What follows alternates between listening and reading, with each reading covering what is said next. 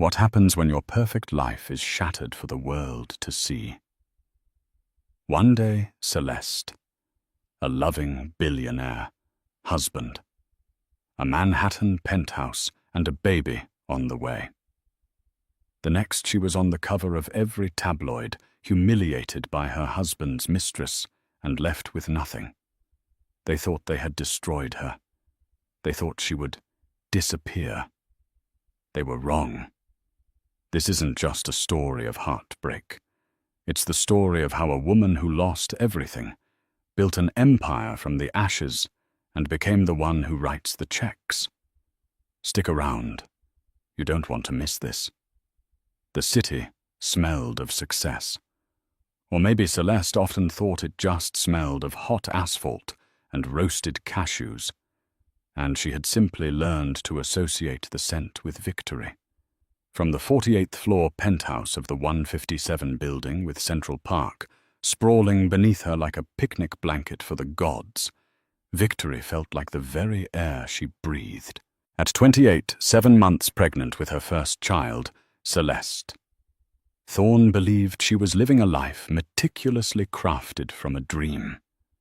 Her husband, Theodore Thorne, was the architect of that dream.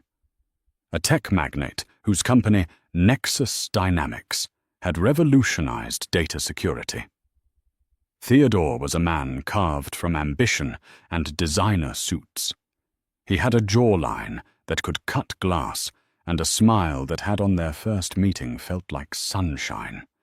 He'd pursued her with the same relentless focus he applied to a hostile takeover, showering her with Michelin-star dinners at per se impromptu weekend trips to Lake Como on his private jet and a stunning 8-carat cushion-cut diamond that felt heavier than its weight in gold.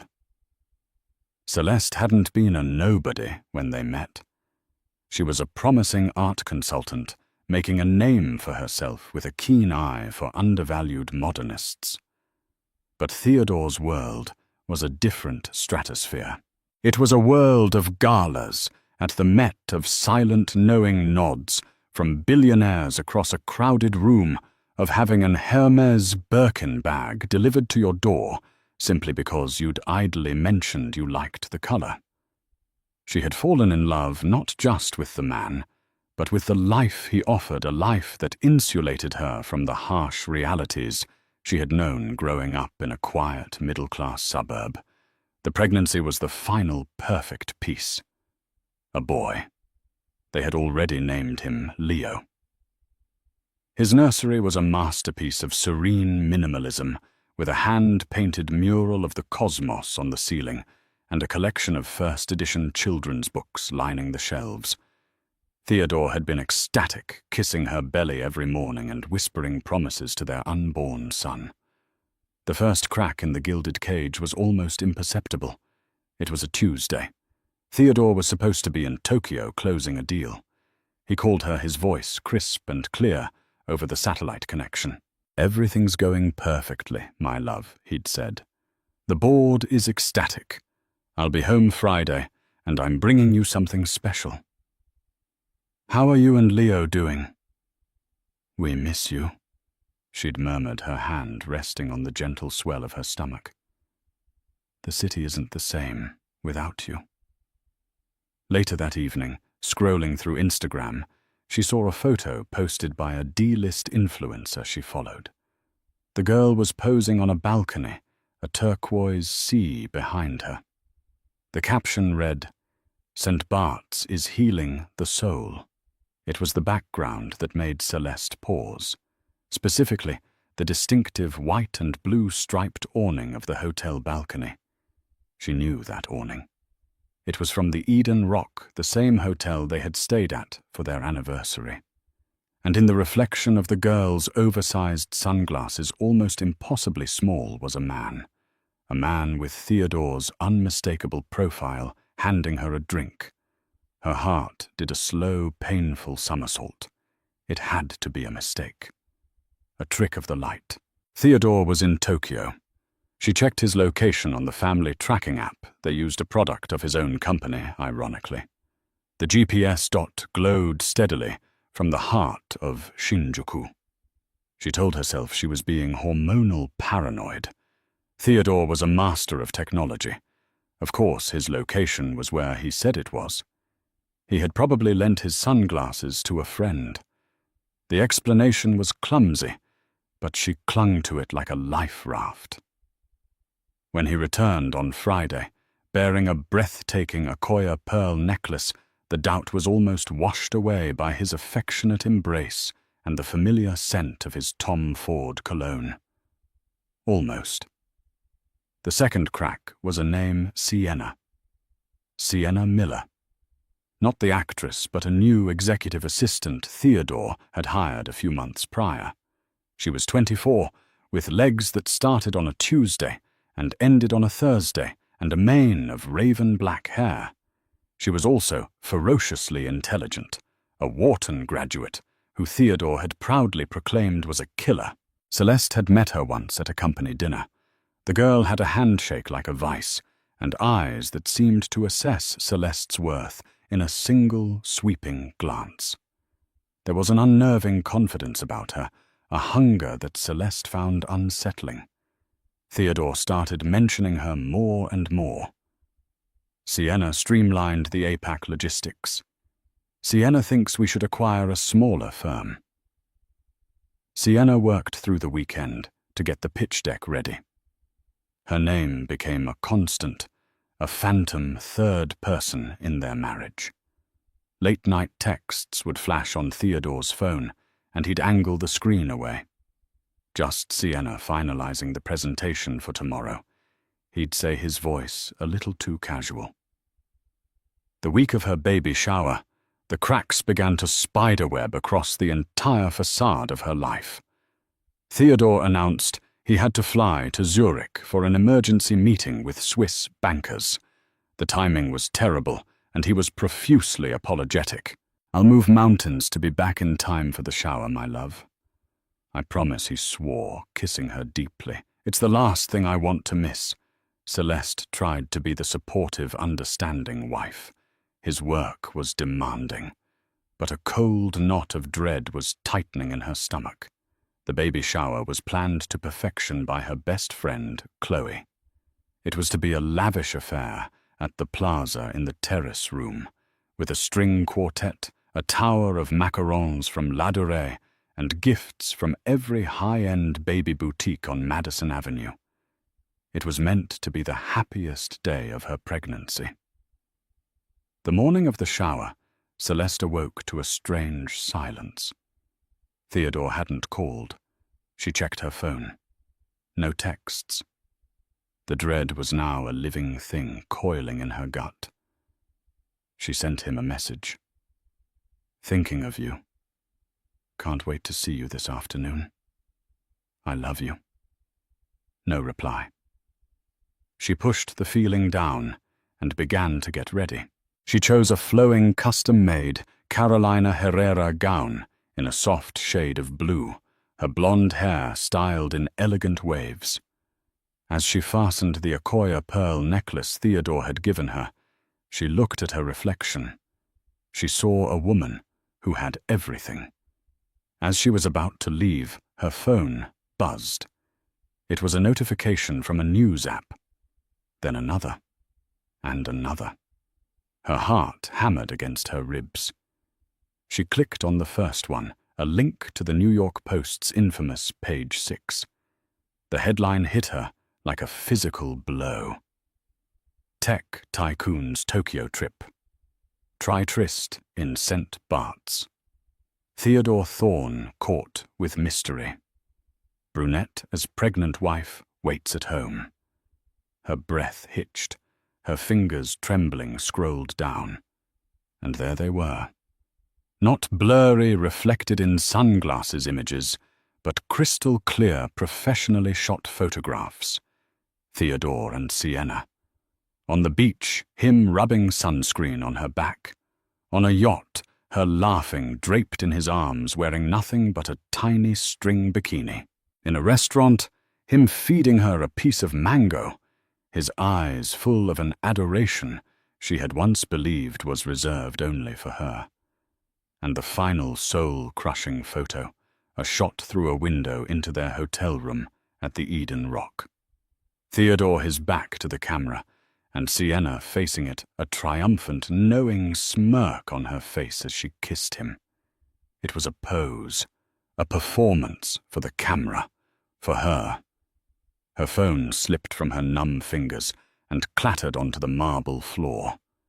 The sound echoed in the cavernous apartment. This wasn't a random paparazzo. This was a targeted strike. The photos were too intimate, too perfectly framed. Sienna hadn't just been with her husband. She had documented the entire affair, compiled it into a portfolio of betrayal, and delivered it to the press on the one day she knew it would inflict the most damage. The Akoya pearls felt like a noose around her neck. She tore the necklace off the string, breaking, sending dozens of perfect, gleaming spheres scattering across the floor, rolling into the shadows like tiny, extinguished stars. The beautiful life she had cherished, the future she had so carefully planned, the very air she breathed, it was all a lie. The gilded cage had burst open, not to free her, but to drop her from a height she never knew existed. And as the city hummed its indifferent tune 48 floors below, Celeste Thorne finally understood the true smell of her world. It wasn't victory. It was ruin. The silence in the penthouse was shattered by the frantic buzzing of her phone. Chloe, her mother, her publicist. The names flashed on the cracked screen, a chorus of digital panic. But Celeste couldn't move. She stood frozen amidst the scattered pearls. The Page 6 article burned onto her retinas. Each photo was a fresh stab of betrayal. The way Theodore's hand rested on the small of Sienna's back, the proprietary confidence in his touch. The way Sienna looked directly into the camera in that final shot, a look of pure, unadulterated conquest. It was a declaration of war, and Celeste had just been nuked. A sharp, cramping pain seized her abdomen. Leo. The baby. She gasped, doubling over and bracing herself against a marble-topped console table. The physical pain was a grounding rod pulling her back from the precipice of a full-blown breakdown. She had to think. Not about Theodore, not about Sienna, but about the innocent life inside her. Her publicist, a notoriously ruthless woman named Diana, was the first call she forced herself to answer. Celeste. Thank God. Don't say a word to anyone. Don't look at your phone. Don't look out your window. Diana commanded, her voice a rapid-fire staccato. Diana, don't. Just listen. It's everywhere. TMZ has the yacht photos. The Daily Mail has the hotel shot. It's the lead story on every gossip blog from here to London. They know you're pregnant. They know about the baby shower. The narrative they're spinning is brutal. Celeste looked out the window, then ignoring the advice. On the street below, a small cluster of black cars and people with long-lensed cameras were already gathering like vultures sensing a kill. Her perfect home had become a fishbowl. What do I do? She whispered, her voice sounding alien to her own ears. You go dark. Your doorman is turning everyone away. I'm putting out a statement, a difficult private matter, requesting privacy during this challenging time. It's boilerplate, but it's all we have. And for God's sake, don't call Theodore, but Theodore called her. His name flashed on the screen, and a wave of pure, unadulterated rage washed over her, so potent it almost made her sick.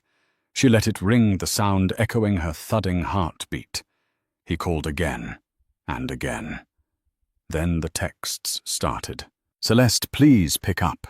It's not what it looks like. I can explain everything. I was set up.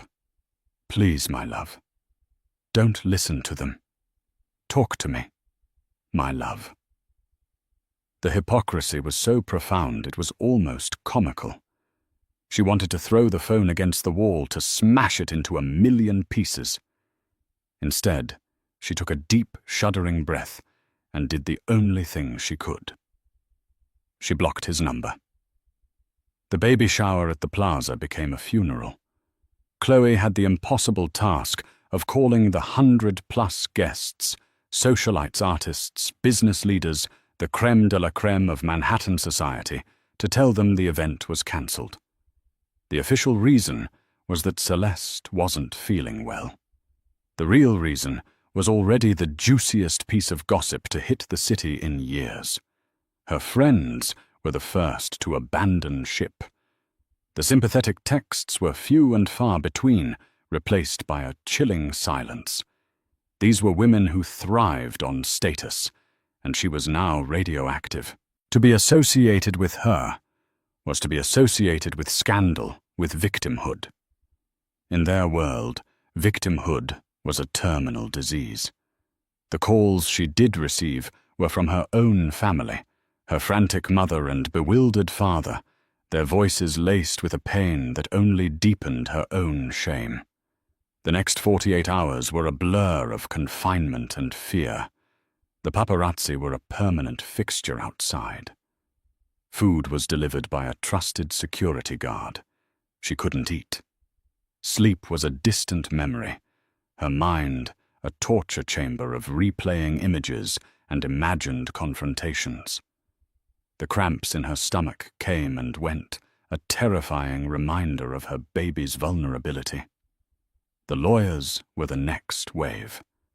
Theodore's legal team, a phalanx of shark-toothed men in $1,000 suits, sent the first salvo. It wasn't a letter of apology. It was a legal notice, a proposed separation agreement delivered via courier. It was cold, clinical, and utterly devastating. It offered her a generous one-time settlement contingent on her signing a comprehensive NDA that would forbid her from ever speaking about their marriage, Theodore's business, or most pointedly his infidelity. The message was clear: take the money and disappear quietly. They were even trying to take her name. A clause stated she would revert to her maiden name, Celeste Vance, immediately upon signing. They were erasing her, but the most brutal cut came from his family. His mother, Catherine Thorne, a woman who had always treated Celeste with a veneer of chilly politeness, called her Celeste. She began, her voice dripping with aristocratic condescension. I'm sure you can understand this is a deeply distressing time for our family. Theodore has been under immense pressure. This young woman, she took advantage of him. It was a moment of weakness. Celeste's jaw tightened. A moment, Catherine, there are dozens of photos. This was an affair, an indiscretion, Catherine corrected her. One that has been regrettably and maliciously made public.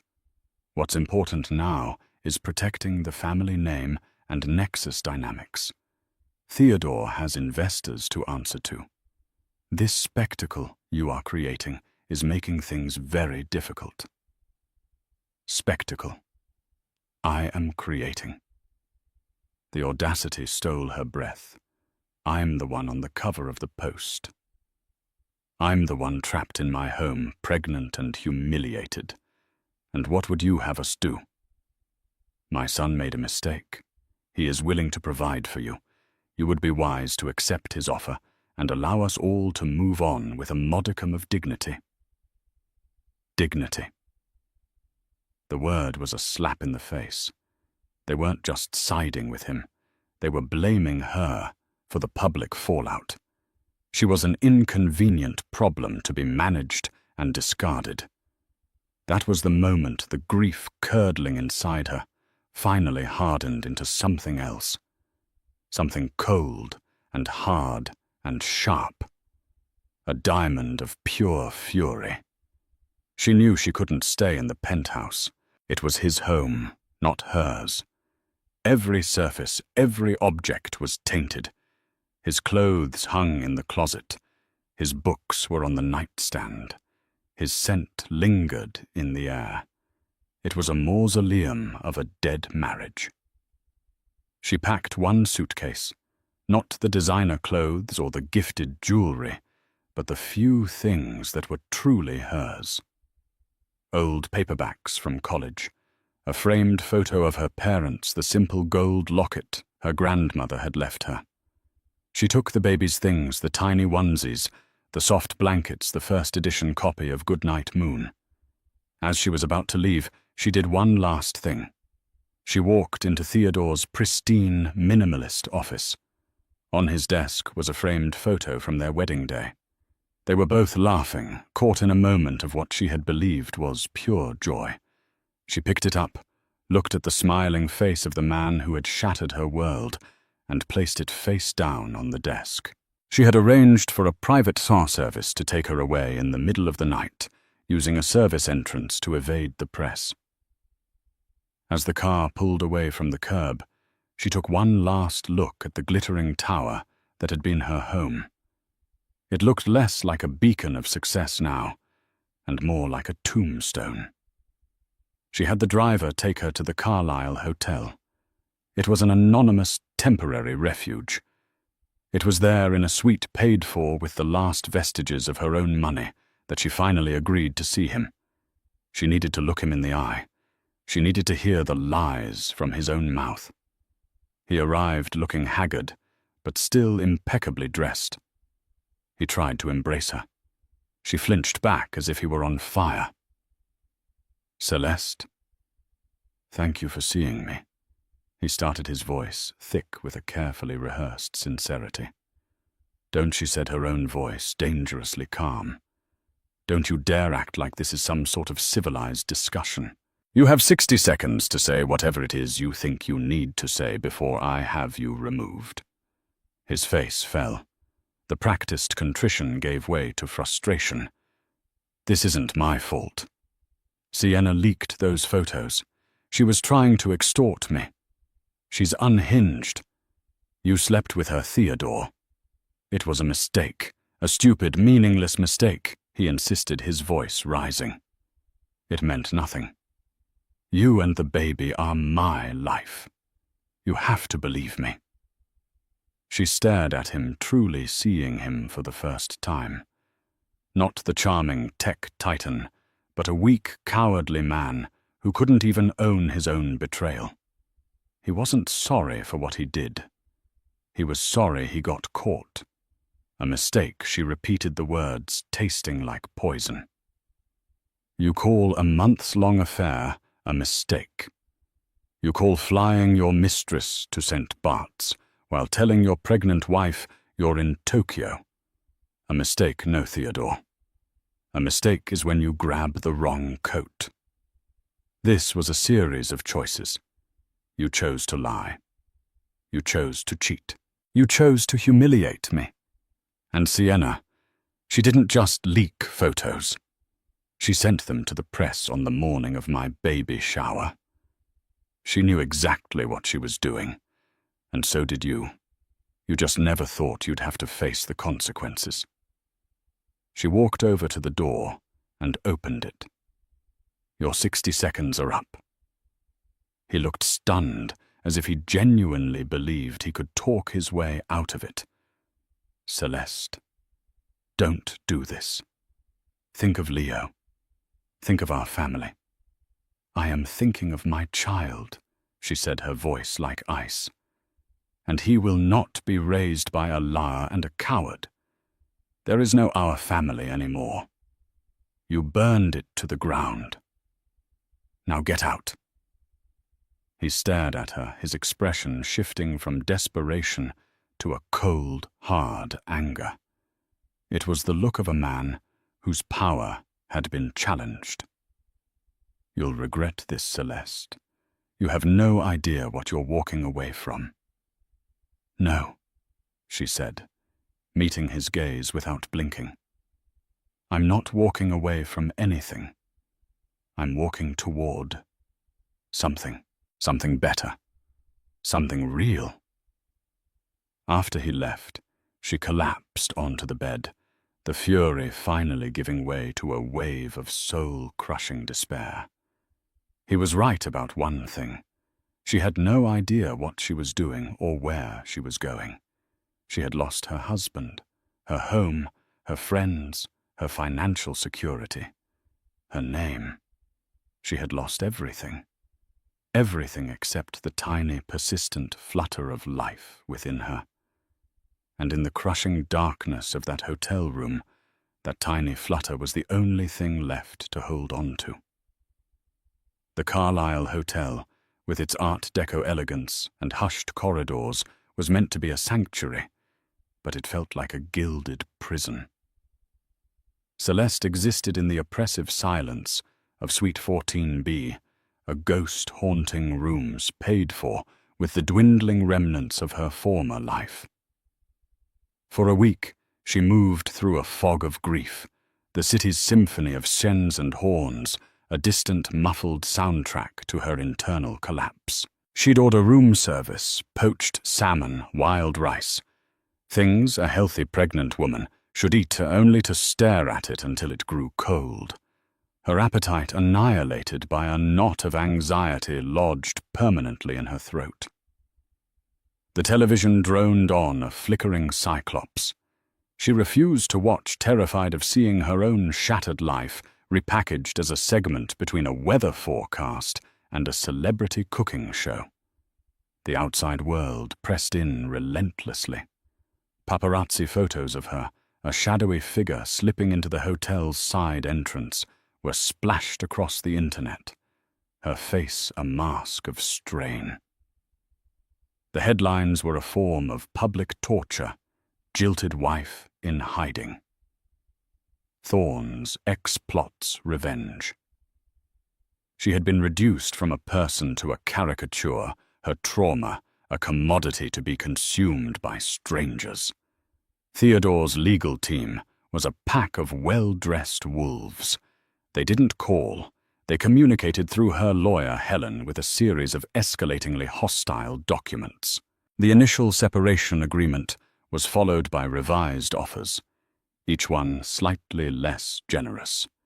Each word a carefully calibrated threat. The message was brutally clear. Her compliance had a shelf life, and its value was depreciating with every news cycle. "He wants to bleed you out, Celeste," Helen said, her voice pragmatic and devoid of pity, which Celeste was strangely grateful for. "He has inexhaustible resources. He can file motions, demand depositions, and drag this through the courts for years.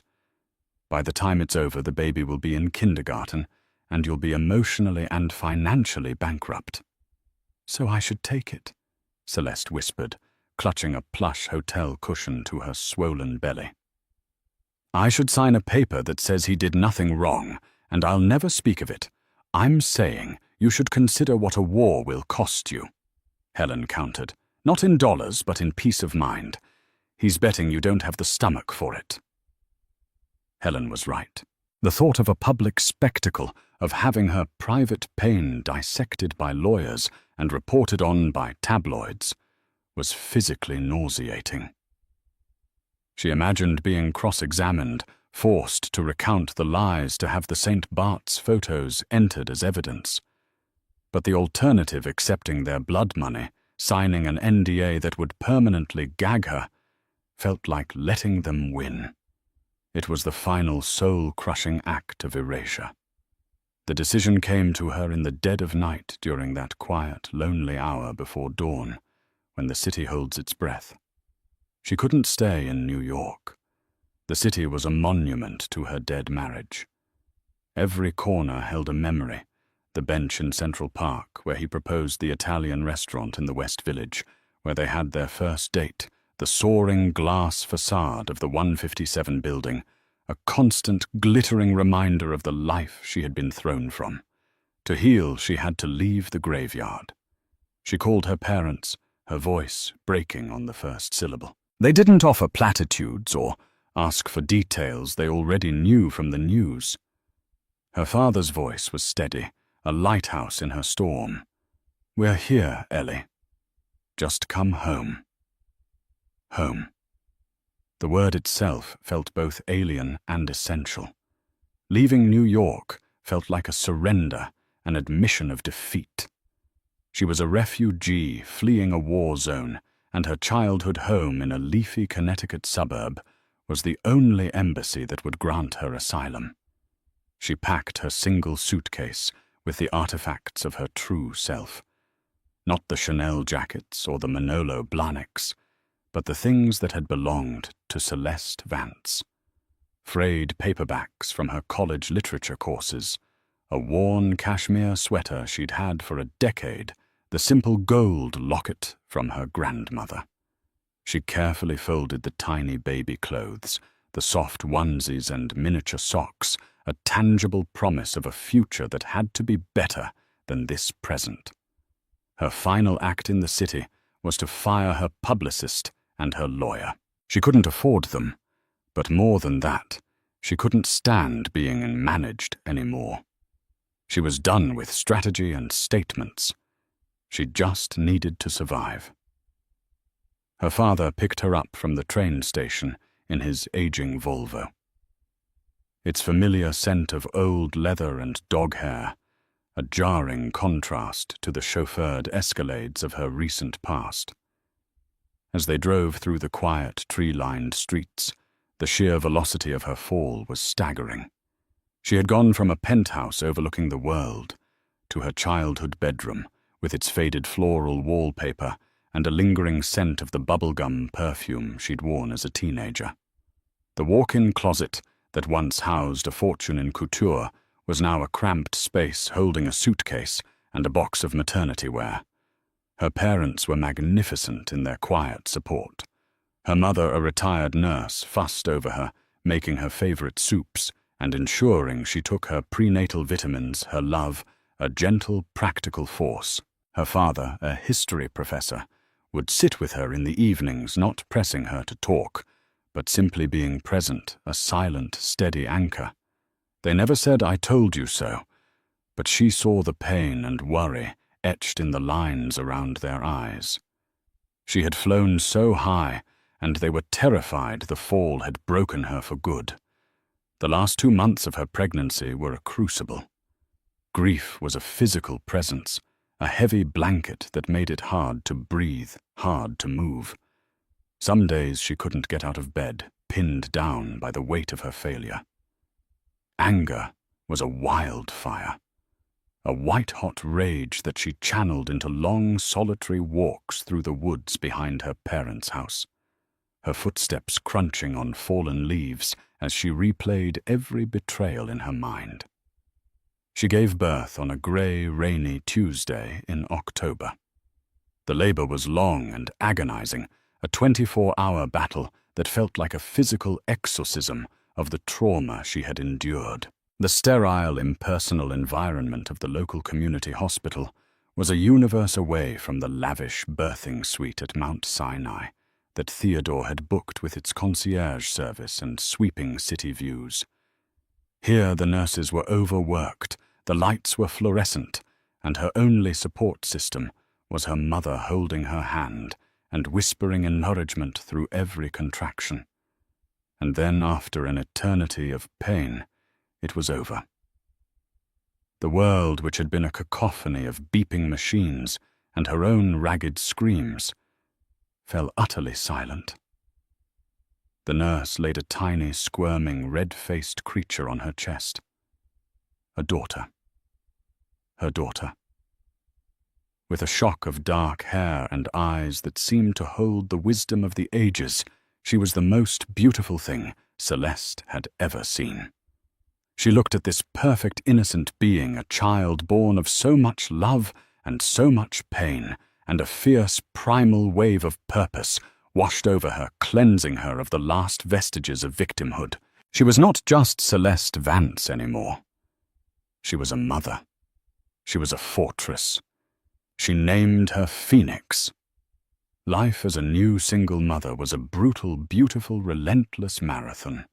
The nights were a blurry cycle of 2-hour naps, punctuated by feedings, changings, and pacing the floor with a crying baby. The days were a lonely struggle to feel human. Her body was a landscape she no longer recognized, her hormones a chaotic storm. Her old life, with its lunches at Balthazar and galas at the Met, felt like a movie she had once seen about someone else. The spark ignited on a particularly bleak afternoon, 3 months later. Phoenix was colicky. Celeste hadn't showered, and her uniform was a milk-stained sweatshirt. Her hands were raw and cracked from constant washing. The expensive organic nipple cream a friend had sent was gone. The drugstore calming bath oil she'd bought smelled cloying and synthetic. She looked around the nursery, at the mountain of baby products, gifts from the disastrous shower items she'd bought in a hormonal panic. So much of it was useless plastic junk. The must-have gadgets were complicated and ugly. The lotions and creams were filled with chemicals she couldn't pronounce. There was an overwhelming focus on the baby, a tiny, resilient creature who mostly just needed to be held and fed. But there was nothing for the mother. Nothing for the woman who was bleeding and healing and weeping from exhaustion, her entire identity fractured and reformed in the crucible of childbirth. An idea faint at first, then insistent, began to burn through the fog of her exhaustion. What if there was something that cared for the mother? A curated experience, a box delivered to her door, filled with things that were both genuinely useful and deeply luxurious. Not more plastic toys, but things that would restore her nurture, make her feel seen. High-end, truly organic skincare for her ravaged skin. A pair of impossibly soft cashmere socks for shuffling around at 3 a.m. Delicious, nutrient-dense lactation cookies that didn't taste like cardboard. A beautiful washable silk robe to replace the stained sweatshirt. It would be a box of survival, but also a box of indulgence. A lifeline. A reminder that she still mattered. With Phoenix asleep in a sling against her chest, she grabbed a dusty notebook from her old desk and began to scribble the pen flying across the page. The grief and anger that had been her fuel for months began to transmute into a new, more powerful energy ambition. She dove into research with a ferocity she hadn't felt in years. Her days were spent nursing Phoenix, while her nights were spent falling down internet rabbit holes, discovering small female-founded businesses, making exquisite, non-toxic products. She rediscovered her old self, the art consultant, with an impeccable eye for quality branding and aesthetics. It was a skill set Theodore hadn't been able to take from her. On the floor of her childhood bedroom, surrounded by baby toys and research notes, she mapped out a business plan. She would call it Aura, for the light and energy that motherhood depleted and that she so desperately wanted to restore. Using the last of her savings, she built a simple, elegant website herself. She crafted coolful, passionate emails to the small brands she admired telling her story, not as a victim, but as a mother who saw a need. Some ignored her, but many, hearing the authenticity in her voice, agreed to partner with her. Her parents' garage, once home to lawn equipment and Christmas decorations, became her fulfillment center. She packed the first 20 boxes herself, her hands aching, writing a personal handwritten note for each one. After the cost of products and shipping, she barely broke even. The doubt was a creeping poison. "What are you doing? This is a fantasy. You should have taken the money." Then the emails started to arrive. "Your box came today and I sat on the floor and cried. I felt seen for the first time in months. That face oil is a miracle. My husband said, I look like I've actually slept. From one mother to another, thank you. Just thank you. Each message was a validation, a proof point that her pain was not hers alone. It was the shared unspoken story of countless women. She wasn't just selling things in a box. She was selling recognition. She reinvested every single dollar. The next month, she sold 50 boxes. The month after that, 200. Then her old friend Chloe called, weeping, after receiving a box, apologizing for her cowardice and calling the idea brilliant. That was the moment Celeste knew. The ashes of her old life had provided the most fertile ground she could have ever imagined. Something new was growing, something fierce and beautiful, and it was entirely her own. The growth of Aura was not a gradual incline. It was a vertical launch, a phenomenon that would later be dissected in business journals and podcasts. The tipping point arrived on a Tuesday, 6 months after the first 20 boxes had been shipped from her parents' garage. Celeste was on the floor of her small rented office space building a flat-pack IKEA bookshelf while Phoenix babbled in her playpen when her phone began to buzz incessantly. It was Chloe. "Have you seen it?" Chloe shrieked, her voice a mixture of glee and panic. "Have you seen what Jessica Sterling just posted?" Celeste's heart seized. Jessica Sterling was not just an actress. She was a cultural icon, an Oscar winner, renowned for her raw, unfiltered approach to life, including her recent, highly public journey into motherhood. Celeste's fingers trembled as she navigated to Instagram. And there it was, a 10-minute unscripted video from Jessica sitting in her sun-drenched kitchen, looking beautifully exhausted. In front of her was an open Aura box. She wasn't performing. With tears welling in her eyes, she spoke directly to her 50 million followers about the crushing isolation of the 4th trimester, the feeling of being invisible while her entire world revolved around her newborn. "You feel like a ghost in your own life," she said, her voice cracking. "And then this shows up. I don't know who you are, Celeste Vance, but this box, it felt like a hug from a sister. It was someone seeing me." She held up the Sanctuary face oil, calling it liquid sleep. The impact was instantaneous and seismic. Celeste watched her website's real-time traffic analytics, a feature she had recently become obsessed with. The number usually hovering around 40 or 50 visitors skyrocketed. 1,000, 10,000, 50,000. Then the screen went blank. A fatal error message appeared. The site had crashed. Her phone was now a vibrating brick of notifications, emails, Instagram tags, texts from numbers she didn't recognize. It was a digital tidal wave, and she was at its epicenter. For a full minute, she was paralyzed by pure terror. This was too big. Too fast. She was a woman with a baby and a Squarespace site. Then looking at Phoenix, who was now staring at her with wide, curious eyes, the terror was eclipsed by a surge of electrifying purpose. This was it. It took her web host 4 hours to get the site back online. By then, a backlog of over 10,000 orders had accumulated. The garage was obsolete. Her savings were insufficient. This was a new league, and she had to step up to play.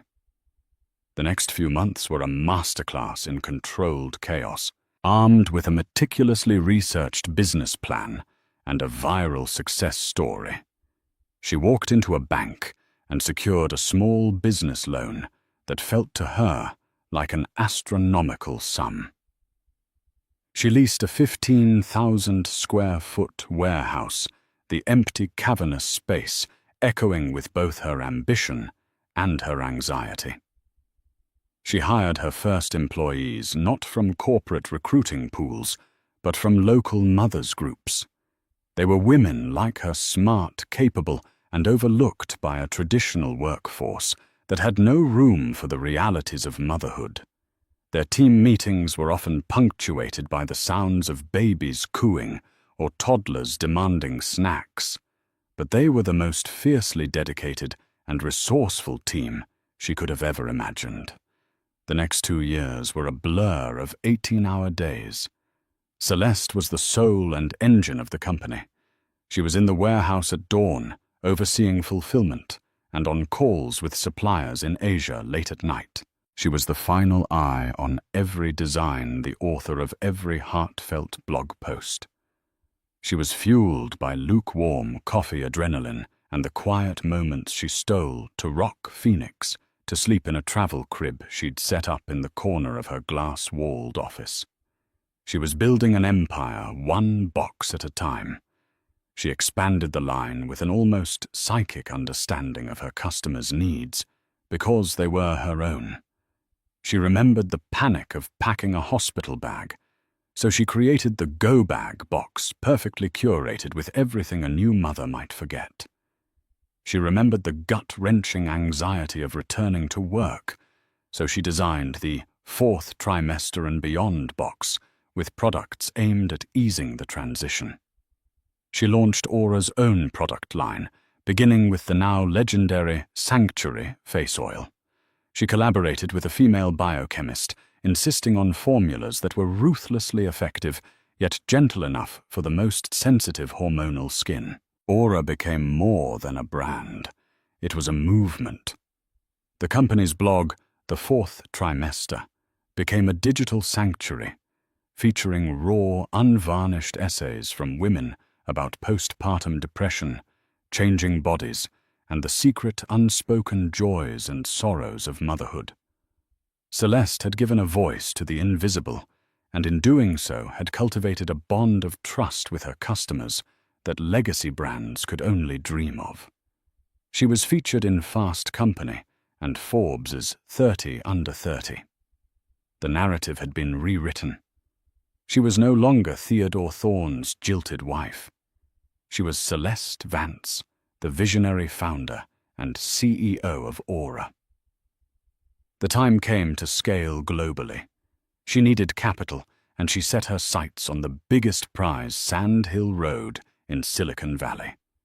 She managed to secure a meeting with a top-tier venture capital firm, a notoriously tough room of partners known for eviscerating founders. She walked into their sterile, intimidating boardroom, the only woman at a table of 10 men in identical navy blazers. They looked at her with polite, dismissive smiles, the kind reserved for a novelty act. She could almost hear their thoughts. A Mommy and Me subscription box. Cute. Celeste dressed in a sharp, cream-colored suit from the Row, her demeanor utterly serene, didn't flinch. She laid out her vision, not with emotional appeals, but with cold, hard data.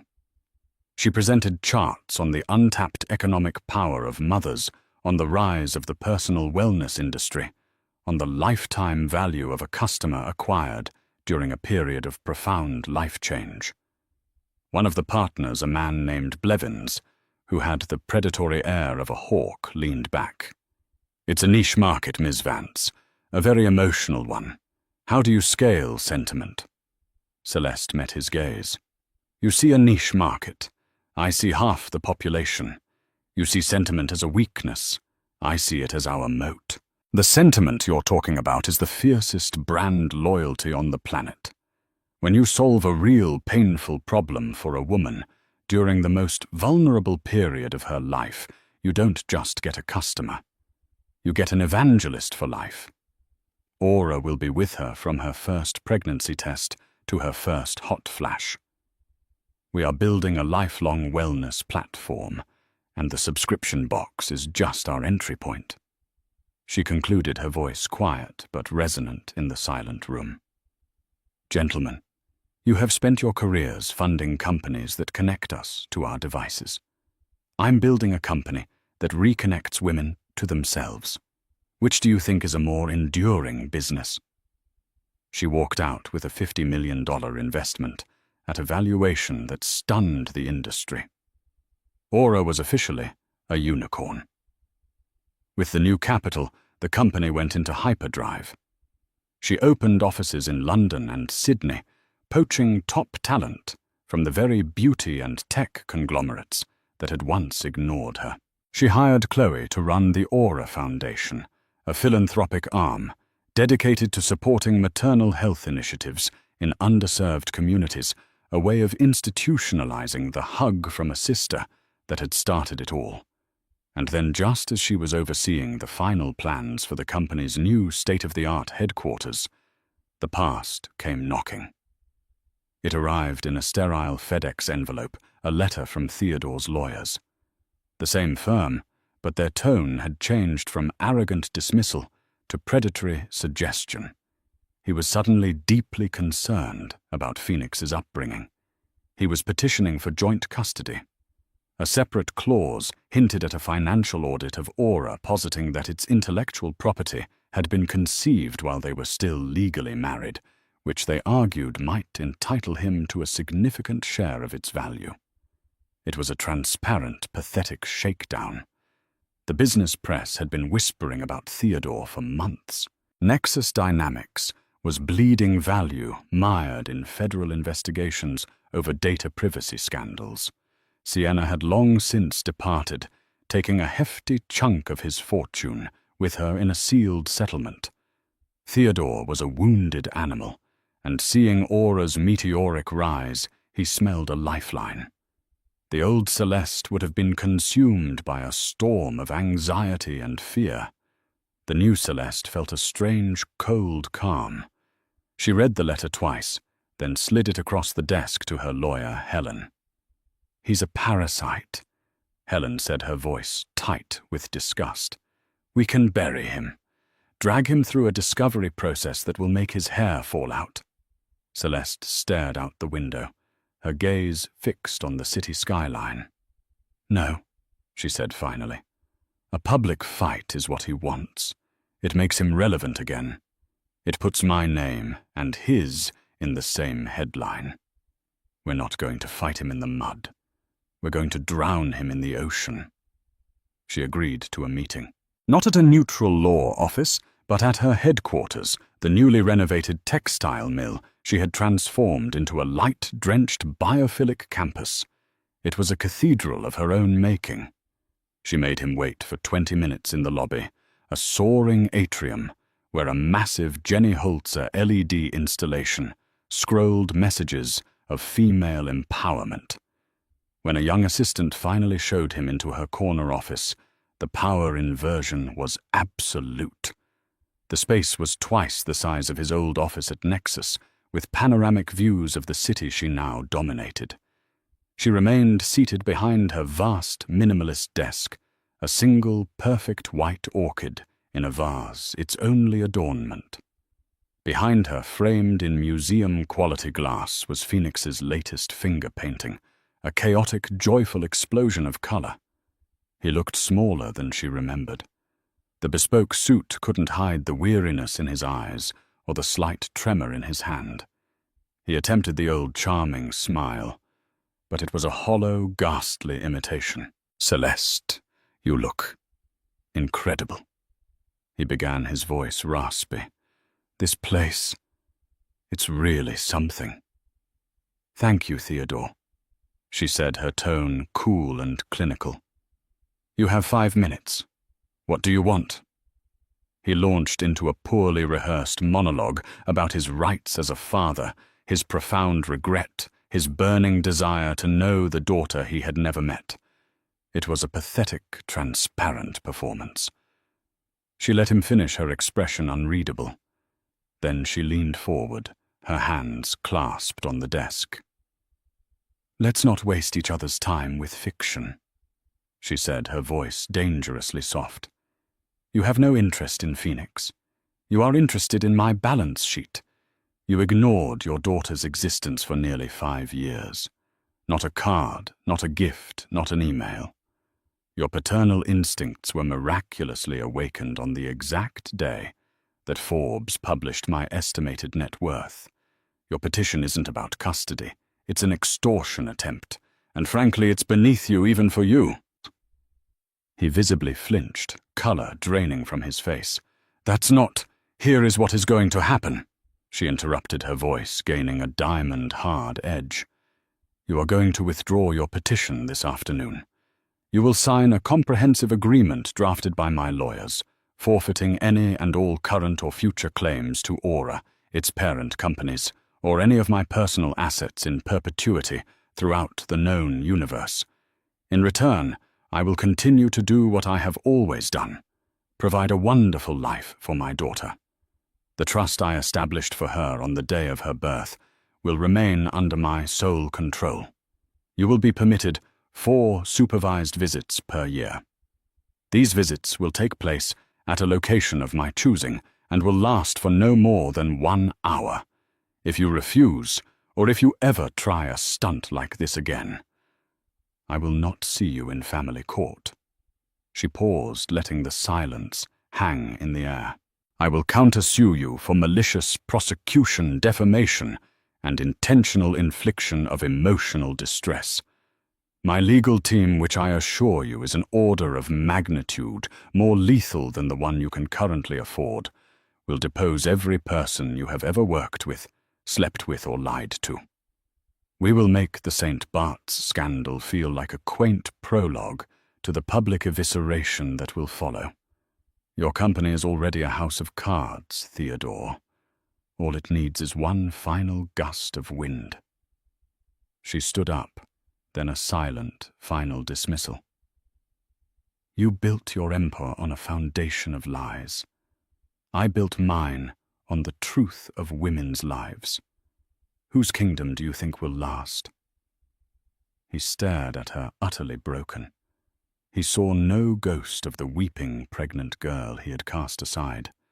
In her place stood a queen serene and absolute in the heart of the world she had conceived and built from the rubble of his betrayal.